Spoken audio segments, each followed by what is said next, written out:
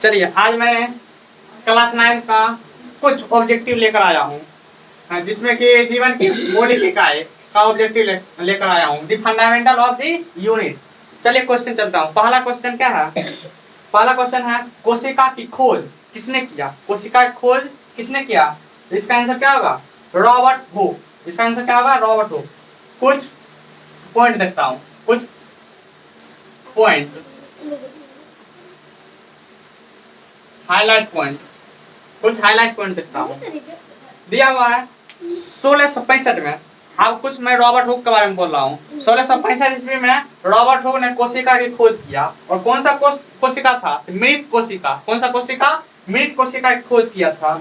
और सरल सूक्ष्मदर्शी के कॉर्क की रचना, सरल सूक्ष्मदर्शी के कॉर्क की रचना के माध्यम से मधुमक्खी के छत्ते के समान निर्जीव रचनाओं को देखा। किसका? मधुमक्खी के छत्ते के समान निर्जीव रचनाओं को देखा। अब एक और पॉइंट आ रहा है, अब खोज। अब खोज किसने किया? जीवित कोशिका के, जीवित कोशिका खोज किसने किया?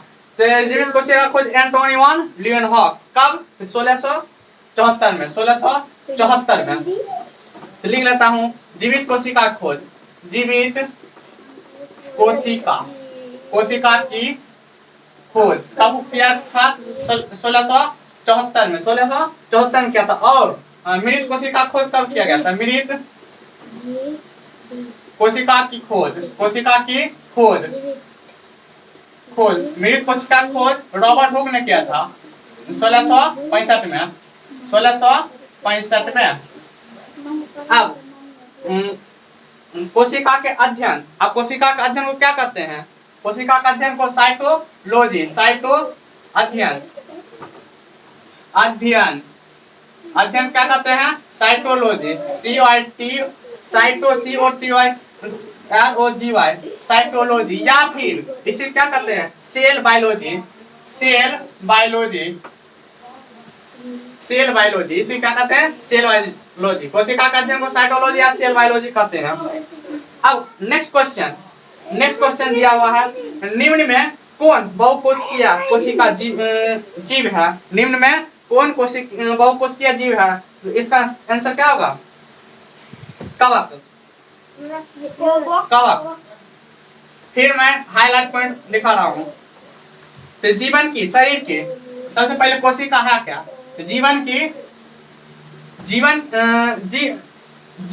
जीव की रचनात्मक, रचनात्मक और क्रियात्मक, क्रियात्मक, जीव की रचनात्मक और क्रियात्मक, जीव की रचनात्मक।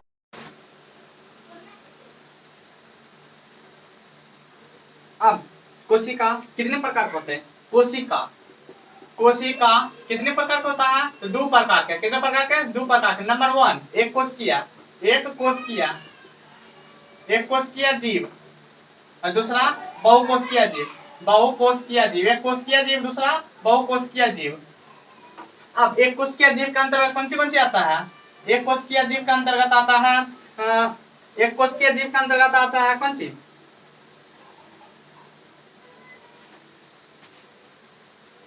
Amoeba, amoeba, paramecium, paramecium, amoeba, paramecium, euglena, paramecium, euglena, euglena, euglena, और क्लेमाइडोमोनस, क्लेमाइडोमोनस, क्लेमाइडोमोनस, मोनस। ये सब एक कोशिकीय जीव के अंदर आता है। ये सब इंपॉर्टेंट है, लिख लीजिएगा। Amoeba, paramecium, Euglena, Chlamydomonas. अब लिखिए बहु कोशिकीय जीव के अंतर्गत, बहु कोशिकीय जीव के अंतर्गत आता है कवक, कवक, पादप, कवक, पादप तथा विकसित जंतु, तथा विकसित जंतु, विकसित जंतु, कवक, पादप तथा विकसित जंतु आता है।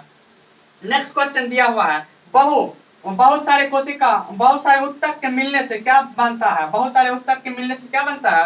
क्वेश्चन नंबर 3 का आंसर होगा अंग, अंग। चलिए अब कुछ बोलता हूं। बहुत सारे अंग, बहुत सारी कोशिका मिलकर, मतलब कोशिका के समूह को क्या कहते हैं? कोशिका के समूह को क्या कहते हैं? कोशिका के समूह को उत्तक कहते हैं। क्या कहते हैं? उत्तक। और उत्तक के समूह को क्या कहते हैं? अंग कहते हैं। उत्तक के समूह को अंग कहते हैं, और अंग के समूह को अंगतंत्र या शरीर, अंगतंत्र या फिर शरीर कहा जाता है, बॉडी कहा जाता है। कोशिका के समूह को उत्तक, और बहुत सारे उत्तक मिलकर क्या होता है? अंग का निर्माण करता है, और बहुत सारे अंग मिलकर कौन चीज? अंगतंत्र का निर्माण करता है। अब क्वेश्चन नंबर 4, क्वेश्चन नंबर 4 दिया हुआ है।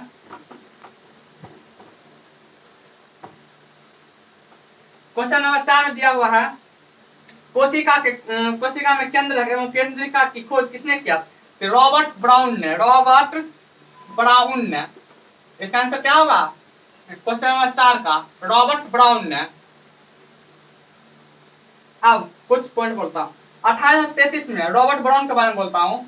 रॉबर्ट ब्राउन के बारे में बोलता हूँ। ब्राउन, रॉबर्ट ब्राउन 1833 में, 1833 ईस्वी में रॉबर्ट ब्राउन ने कोशिका के भीतर गोलाकार रचना, किसका क्या था? गोलाकार रचना, गोलाकार रचना, गोलाकार रचना को देखा था। गोलाकार रचना को देखा। रॉबर्ट ब्राउन ने 1833 में कोशिका के भीतर गोलाकार रचना को देखा था। और दुर्जा लिंग, आप क्या कहा? दुर्जा दिक के बारे में पढ़ रहा हूँ। दुर्जा दिक ने क्या बोला था? कोशिका के भीतर जीवित पदार्थ, कोशिका के भीतर जीवित पदार्थ, कोशिका के भीतर जीवित पदार्थ पाया जाता है। जीवित पदार्थ होने की पता लगाया था। जीवित पदार्थ होने की पता लगाया था। कोशिका के भीतर जीवित पदार्थ होने की पता लगाया था। ये सब बहुत इंपॉर्टेंट है, लिख लीजिएगा। और उसके बाद नेक्स्ट पॉइंट है वीवीआई। बहुत वीवीआई है। पुरकिंजे ये लगभग एग्जाम में पूछबे करेगा। 1839 में लगभग एग्जाम में पूछता है ये सब क्वेश्चन, लगभग पूछ ही देता है। 1839 ईस्वी में जीव द्रव की खोज किया था। पुरकिंजे ने 1839 में जीव द्रव की खोज किया था। किसका खोज किया था? जीव द्रव की खोज किया था। और अब मैं कोशिका सिद्धांत के बारे में बोलता हूँ। कोशिका सिद्धांत के बारे में बोल रहा हूँ। कोशिका सिद्धांत 1838 में जर्मन वैज्ञानिक, 1838 में जर्मन वैज्ञानिक 1838 में जर्मन वैज्ञानिक एम जे सलाइडेन और 1839 में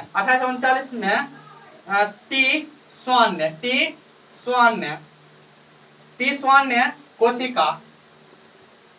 कोशिका सिद्धांत खोजा था। कोशिका सिद्धांत दिया था। कोशिका सिद्धांत दिया था।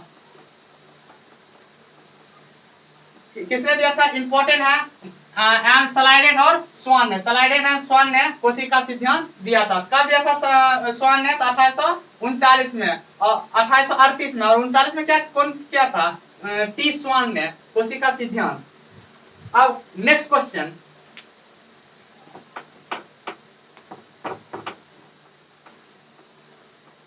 अगला क्वेश्चन है 5 नंबर। जीव द्रव के खोज किसने किया? जीव द्रव की खोज अभी तुरंत मैं डिस्कशन किया हूं। जीव द्रव की खोज पुरकिंजे ने किया था। अब इसके अनुसार, पुरकिंजे के अनुसार, इसी के अनुसार क्या बोला था? सभी जीवों की रचना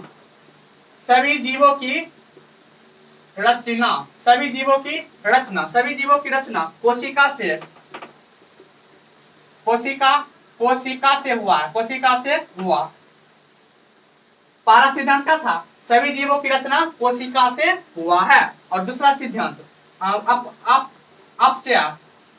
उपापचय संबंधित क्रियाएं उपापचय संबंधी क्रियाएं कोशिका कोशिका में होती है, कोशिका में होती है। उपचय संबंधी क्रियाएं कोशिका में होती है, दूसरा नियम है। अब मैं आर वर्चाऊ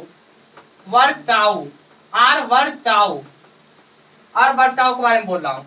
आर वर्चाऊ ने क्या बोला था 1855 ईस्वी में, 1855 ईस्वी में कोशिका सिद्धांत में, 1855 ईस्वी में कोशिका सिद्धांत में 1855 में कोशिका सिद्धांत में संशोधन करते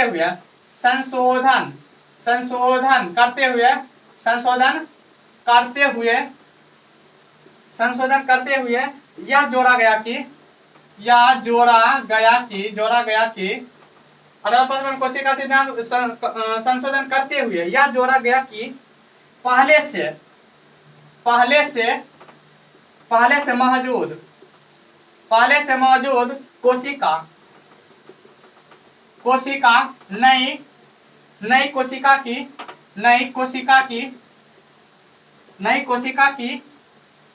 उत्पत्ति करती है और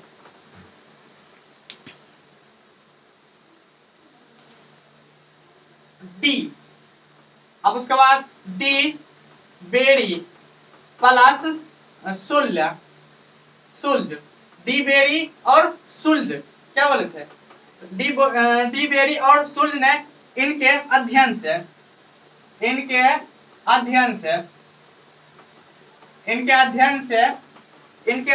से यह साबित हुआ कि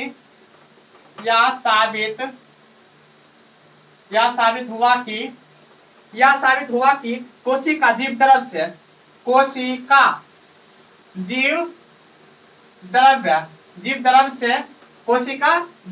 से बनी होती है। कोशिका जीव द्रव्य से बनी होती है। किसने बोला था? डी बेरी और सुल्ज ने डी बेरी और सुल्ज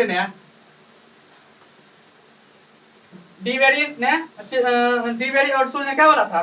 कोशिका जीव द्रव्य से बनी छोटी छोटी रचना है। जीव द्रव्य से बनी छोटी छोटी रचना है। छोटी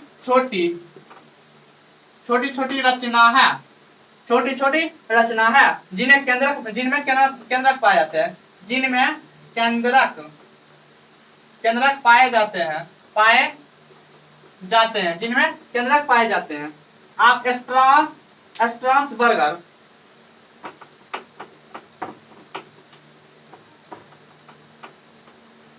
स्ट्रासबर्गर क्या है? वैज्ञानिक क्या नाम है? स्ट्रासबर्गर का कथन है 1884 में बताया कि केंद्रक पैतृक लक्षणों 1884 में बताया कि केंद्रक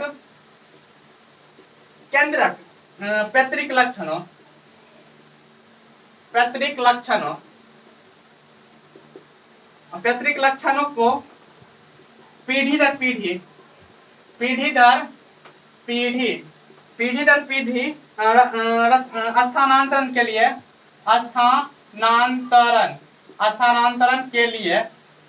स्थानांतरण के लिए उत्तरदायी है। और अब नेक्स्ट क्वेश्चन, ये सब बहुत इंपॉर्टेंट है, याद कर लीजिएगा। क्वेश्चन नंबर 6,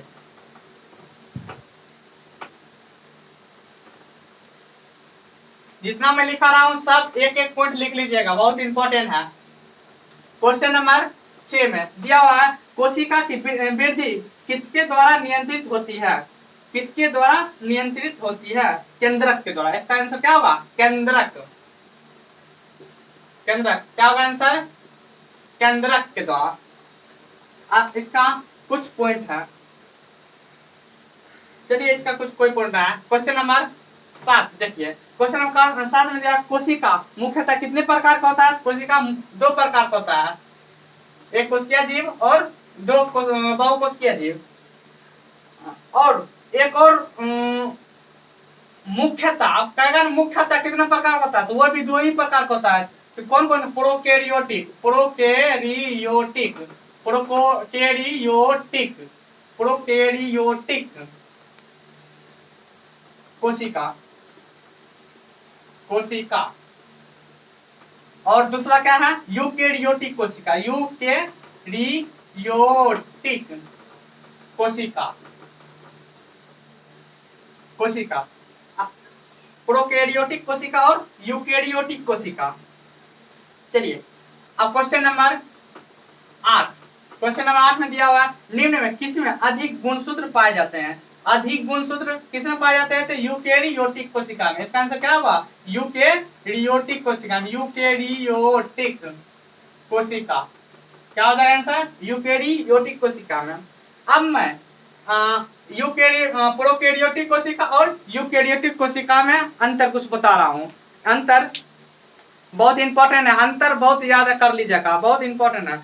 प्रोकैरियोटिक कोशिका में इनमें प्रोकैरियोटिक कोशिका में आकार प्राय छोटा होता है। आकार क्या होता है? बहुत छोटा होता है। और यूकेरियोटिक कोशिका में आकार कितना होता है?